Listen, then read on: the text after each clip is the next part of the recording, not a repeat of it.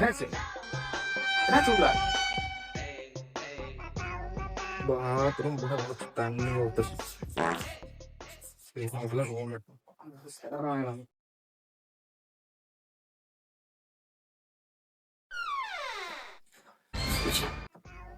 யோ போயா சும்மா தண்ணி ஊத்திட்டு மிதக்கு என்ன சொன்ன பேச்சுலர் ரூமா தனா இவன் இந்த மாசம் குடுத்தானா காசு கேக்குறேன்